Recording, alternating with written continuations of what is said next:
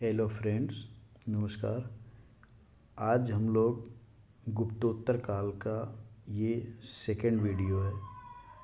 चलिए इसमें अभ्यास करते हैं। देखिए, अभ्यास बहुत ज़रूरी है। और भले आप सोचते हो कि हम चलिए अकेले बैठ किताब पढ़ लेंगे, ये हो नहीं, लेकिन जितना स्पीड आपका वीडियो में हो जाएगा उतना उसमें नहीं हो पाएगा। तो इससे आपको बहुत इजीली, बहुत कम टाइम में बहुत ज़्यादा सिलेबस आप कवर कर जाएंगे, रिवाइज कर जाएंगे। तो बहुत ज़रूरी है सिलेक्शन के लिए। और वैसे तो आप पढ़ते ही हैं, अपने नोट्स बनाते हैं, सब उसी से कर ही रहे हैं, लेकिन इसके साथ ये बहुत ज़रूरी होता है। इससे चीज़ें बार बार रिकॉल होती हैं, कन्फ्यूजन की जो स्थिति पैदा होती है परीक्षा हाल में वो नहीं होगी। चलिए खैर वीडियो शुरू करते हैं हम लोग। तो ये है, पहला सवाल है अपना, हिंदू विधि के द्वारा मान्य कितना कितना कर मान्य था। तो यह पहले भी देख चुके हैं, उपज का छठवां हिस्सा हुआ करता था, ठीक है ना, 1/6। चलिए नेक्स्ट सवाल है, गुप्त साम्राज्य के द्वारा निम्न में से किन्हें कर सहित कृषि भूमि प्रदान की जाती थी। तो ये किन्हें की जाती थी, तो ये की जाती थी ब्राह्मणों को।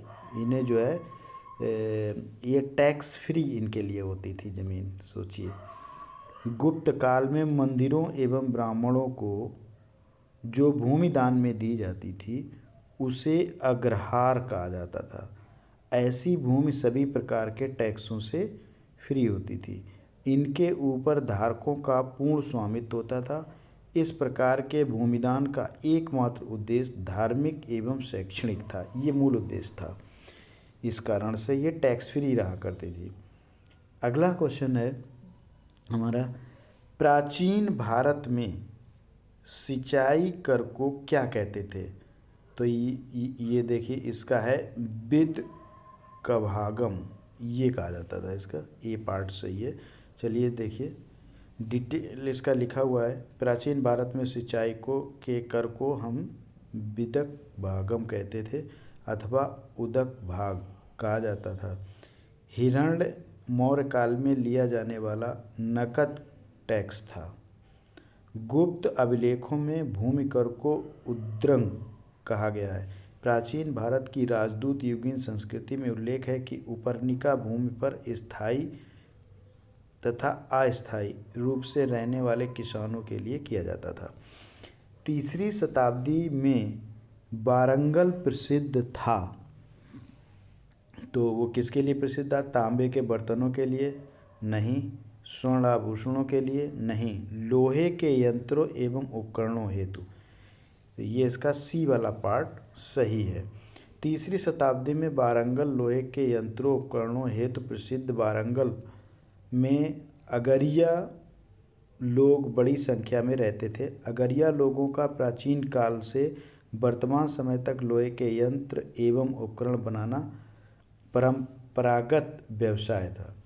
तो इसमें जो है लोहे के यंत्र था। तोरमाड़ किस जातीय दल का था? तो ये जो है किस जातीय दल का था? सीथियन हूण का था, ठीक है। तोरमल भारत में दूसरे हूण आक्रमण का नेता था, ठीक है। ये जो तोरमल है ये भारत में दूसरे हूण आक्रमण का नेता था। मध्य भारत के ऐरण नामक स्थान से बराह प्रतिमा पर खुदा हुआ एक लेख मिला है, जिससे पता चलता है कि धन्य विष्णु उसके शासन काल के प्रथम वर्ष के उसका सामंत था। अगला क्वेश्चन है, निम्नलिखित में से किसने हूण शासक मिहिर कुल को पराजित किया था? तो ये यशोवर्मन ने किया था, ठीक है। मिहिर कुल हूण शासक तोरमल का पुत्र तथा उत्तराधिकारी था। मिहिर कुल अत्यंत क्रूर एवं अत्याचारी शासक था। चीनी यात्री वेन्सान तथा मंदसौर लेख के साक्ष्य से ज्ञात होता है कि सर्वप्रथम गुप्त नरेश वाला आदित्य तत्पश्चात मालव नरेश यशोधर्मन द्वारा मिहिर कुल को बुरी तरह से पराजित किया गया था। समझ रहे हो, इसको बुरी तरह से पराजित किया गया था। तो ये यशोधर्मन था, बी पार्ट इसका सही है। अगला जो है क्वेश्चन है, विशाख दत्त के प्राचीन भारतीय नाटक मुद्रा राक्षस की विषय वस्तु है। तो वो क्या विषय वस्तु है, चलिए देख लेते हैं। तो ये है प्राचीन हिंदू के देवताओं और राक्षसों के बीच संघर्ष के बारे में। नहीं। एक आर्य राजकुमार और एक कबीली महिला की प्रेम कथा के बारे में, ये भी नहीं। दो आर्य कबीले के बीच सत्ता के संघर्ष की कथा के बारे में। चंद्रगुप्त के समय राज दरबार की दुरभिसंधियों के बारे में है। तो ये जो है इसका डी वाला पार्ट सही है। ठीक है, चलिए देखते हैं इसका डिटेल। Doctor KP. जायसवाल ने विशाख दत्त चंद्रगुप्त मौर्य का समकालीन बताया है। विशाख दत्त को जो है चंद्रगुप्त मौर्य का समकालीन बताया। उनके नाटक मुद्रा राक्षस से चंद्रगुप्त मौर्य के कृत्यों पर प्रकाश पड़ता है। इसमें चंद्रगुप्त मौर्य के समय में राज दरबार की दुरभिसंधियों का वर्णन किया गया है। अगला क्वेश्चन है हमारा, देखिए इसमें पूछा गया निम्नलिखित कथनों को ध्यानपूर्वक पढ़िए। पहला कथन है कि गुप्त सम्राट स्वयं के लिए दैवीय अधिकारों का दावा करते थे। उनका प्रशासन नितांत केंद्रीय था। और तीसरा है, उन्होंने भूमिदान की परंपरा को विस्तारित किया। तो ये भी सही है क्वेश्चन, और ये वाला भी स्टेटमेंट सही है।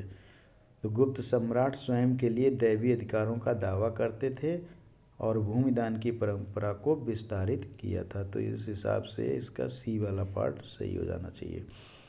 चलिए डिटेल देखिए। गुप्त साम्राज्य की शासन व्यवस्था राजतंत्रात्मक थी।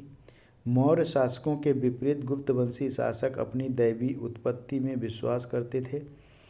गुप्त शासकों ने भूमिदान की परंपरा को विस्तारित किया। गुप्त प्रशासन का स्वरूप केंद्रीकृत न होकर संघात्मक था। गुप्त राजा अनेक छोटे राजाओं का राजा होता था। सामंत तथा प्रांतीय शासक अपने अपने क्षेत्रों में नितांत स्वतंत्रता का अनुभव करते थे।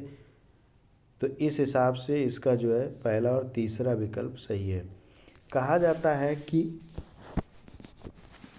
शतरंज का खेल उद्भूत हुआ था कहाँ से? तो कहाँ से हुआ था? चीन से, ईरान से, इंडोनेशिया से, भारत से। तो यही सही है, अपने इंडिया से। शतरंज का खेल भारत में गुप्त काल के दौरान उद्भूत हुआ और यहाँ से चतुरंग के नाम से इसको जाना जाता था। चतुरंग यह ईरान एवं तत्पश्चात यूरोप में पहुँचा था। तो सबसे पहले ये हमारे इंडिया में ही शुरू हुआ था। ठीक है, अगला जो क्वेश्चन है अपना वो है, शूद्रक के द्वारा लिखी हुई प्राचीन भारतीय पुस्तक मृच्छकटिकम का विषय क्या था? तो चलिए देखते हैं। एक धनी व्यापारी और एक गणिका की पुत्री की प्रेम कथा। तो यही सही है इसका। मृच्छकटिकम इसी का है। एक धनी व्यापारी और एक गणिका की पुत्री की प्रेम कथा है। इसमें प्रेम गाथा के बारे में लिखा गया। तो शूद्रक कृत मृच्छकटिकम नामक रचना से गुप्तकालीन शासन व्यवस्था एवं नगर जीवन के विषय में रोचक सामग्री मिलती है। इससे तत्कालीन समाज में होने वाले परिवर्तनों पर प्रकाश पड़ता है। यथा इससे पता चलता है कि उज्जैनी में कुछ शूद्र अधिकारी थे। अब उन्हें महाकाव्यों में पुराणों के श्रवण का अधिकार भी मिल गया था। वस्तुतः इस ग्रंथ में चारुदत्त नामक ब्राह्मण सार्थवाह एवं एक गणिका की पुत्री बसंत सेना की प्रेम गाथा को शब्दों के रूप दिया गया है। ठीक है, तो अगला जो है अपना क्वेश्चन वो है, प्राचीन सांख्य दर्शन में किसका महत्वपूर्ण योगदान है? तो किसका महत्वपूर्ण योगदान है? तो ये जो है कपिल का है। सांख्य दर्शन भारतीय दर्शन के प्राचीनतम संप्रदायों में परिगणित है। महर्षि कपिल को सांख्य दर्शन का प्रतिष्पाठक आचार्य माना जाता है। कहा जाता है कि उन्होंने सांख्य सूत्र में तत्व समास नामक ग्रंथों की रचना की थी। कपिल मुनि के द्वारा प्रतिपादित दार्शनिक प्रणाली है, तो क्या है वो दार्शनिक प्रणाली? सांख्य दर्शन। वही ऊपरी वाला क्वेश्चन है ये सेम। देखिए पीसीएस प्री 1998 में आया, उसके बाद भी आया, लेकिन इतना डिटेल बार बार नहीं लिखा जाता है बुक में, जगह की कमी रहती है। सांख्य दर्शन प्रतिपादित किया था, तो अभी यही ऊपर वाला ही क्वेश्चन है, कपिल के द्वारा। निम्न भारत में दार्शनिक विचार के इतिहास के संबंध में सांख्य संप्रदाय से संबंधित निम्नलिखित कथनों पर विचार कीजिए। तो इसमें सांख्य पुनर्जन्म या आत्मा के आगमन के सिद्धांत को स्वीकार नहीं करता है, ये बात सही नहीं है। सांख्य की मान्यता है कि आत्मज्ञान ही मोक्ष की ओर ले जाता है, ना कि कोई ब्रह्म प्रभाव अथवा कारक, ये बिल्कुल सही बात है। तो इसका सेकंड वाला जो ऑप्शन है वो करेक्ट है। अगला क्वेश्चन है योग दर्शन के प्रतिपादक हैं। तो योग दर्शन के प्रतिपादक आप सभी जानते हैं कौन है? पतंजलि। हमारे गुरु बाबा रामदेव जो हैं, उन्होंने इसी नाम पर अपना ट्रस्ट बनाया हुआ है, पतंजलि धाम करके, ऐसे कुछ हरिद्वार में है, महर्षि पतंजलि। अगला क्वेश्चन जो है वो है योग के आविष्कारक थे, तो पतंजलि, वही ऊपर वाला क्वेश्चन है। चलिए नेक्स्ट क्वेश्चन है, निम्नलिखित में से एक अष्टांग योग का अंश नहीं है, तो वो अनुस्मृति है। क्या है? अनुस्मृति। डिटेल पढ़ लीजिए। महर्षि पतंजलि ने योग को चित्त की वृत्तियों के निरोध के रूप में परिभाषित किया है। लगभग 200 ईस्वी पूर्व में महर्षि पतंजलि ने योग को लिखित रूप में संग्रहित किया, योग सूत्र की रचना की। योग सूत्र की रचना के कारण पतंजलि को योग का जनक कहा जाता है। तो योग सूत्र से आप याद रखिए कि योग सूत्र किसने लिखा था? तो पतंजलि ने। उन्होंने योग के 8 अंग यथा कौन कौन से 8 अंग? यम, नियम, आसन, प्राणायाम, प्रत्याहार, धारणा, ध्यान, समाधि का वर्णन किया है। यही अष्टांग योग हैं। अतः स्पष्ट है कि अनुस्मृति अष्टांग योग का अंश नहीं है। ठीक, तो उन्होंने ये पूछा था क्वेश्चन में कि कौन सा नहीं है, तो अनुस्मृति नहीं है।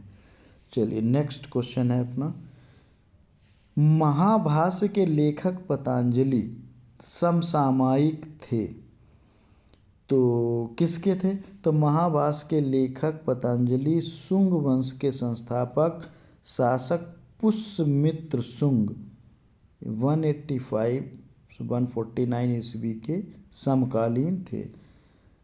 नव्य न्याय संप्रदाय स्कूल के संस्थापक कौन थे? बहुत इम्पोर्टेंट है, तो ये है गंगेश। ठीक है। अगला क्वेश्चन है, जब तक जीवित रहो सुख से जीवित रहो, चाहे इसके लिए ऋण ही लेना पड़े, क्योंकि शरीर के भस्मीभूत हो जाने पर पुनरागमन नहीं हो सकता।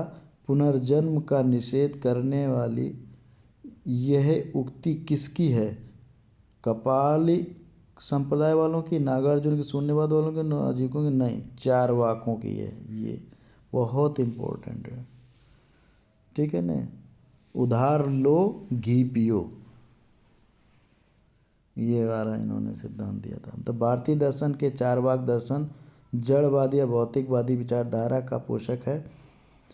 इस दर्शन का आदर्श है कि जब तक जीवित रहें सुख से जीवित रहें, उधार लेकर घी पिएं, क्योंकि देह के भस्म हो जाने के बाद, इस शरीर के भस्म हो जाने के, इसमें डिके हो जाने के बाद मान लीजिए बीमारी लग गई, कोई कुछ हो गया, तो ये फिर ठीक नहीं होता है। ठीक, तो यही जो है आदमी को ध्यान रखना चाहिए। इसके लिए यही कहा गया है कि भैया चाहे सुखी जीवन जियो।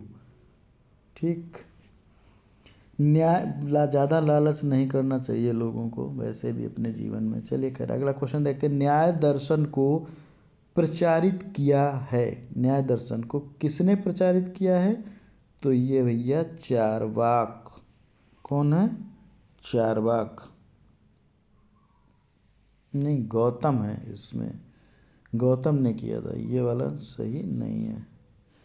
तो न्याय दर्शन का प्रवर्तन करने वाले हैं क्या नाम, गौतम। न्याय दर्शन का, न्याय का शाब्दिक अर्थ तथा तर्क या निर्णय होता है। न्याय दर्शन में 16 पदार्थों या तथ्यों का अस्तित्व स्वीकार किया गया। न्याय दर्शन का मूल ग्रंथ जो है वो गौतम कृत न्याय सूत्र है। महर्षि कपिल ने सांख्य दर्शन का तथा जैमिनी ने मीमांसा का प्रतिपादन किया था। सांख्य दर्शन कपिल, ठीक, जैमिनी जैमिनी पूर्व मीमांसा का प्रतिपादन किया, और न्याय सूत्र गौतम। न्याय दर्शन गौतम, ऊपर वाला ही क्वेश्चन है सेम। अगला क्वेश्चन है अपना, देख लीजिए। तो दर्शन गौतम है, न्याय दर्शन के लिए गौतम है, सांख्य दर्शन कपिल है, वैशेषिक कणाद है, और मीमांसा जैमिनी है। मीमांसा के प्रणेता हैं मीमांसा जैमिनी, अभी जो है आपने ऊपर देखा है। कर्म का सिद्धांत,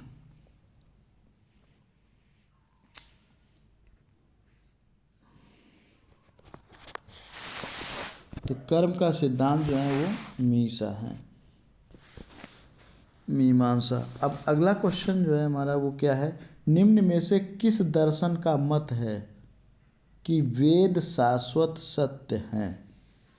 सांख्य, वैशेषिक, मीमांसा। ठीक, तो इसका सी वाला पार्ट सही। मीमांसा दर्शन वेद को शाश्वत सत्य मानता है। पूर्व मीमांसा दर्शन के वेद के कर्मकांड भाग पर में विचार किया गया है। उत्तर मीमांसा में वेद के ज्ञान कांड भाग पर विचार किया गया है। अगला क्वेश्चन है हमारा, निम्नलिखित युग्मों में से कौन सा एक भारतीय षड्दर्शन का भाग नहीं है? तो कौन सा भैया नहीं है? तो ये है सी वाला, लोकायत और कापालिक। अगला क्वेश्चन है, अद्वैत दर्शन के संस्थापक हैं? तो अद्वैत दर्शन के हैं शंकराचार्य। ठीक, उसके बाद है निम्नलिखित में से अद्वैत दर्शन के अनुसार किसके द्वारा मुक्ति प्राप्त की जा सकती है? तो किसके द्वारा की जा सकती है? ज्ञान के द्वारा। ठीक है ना।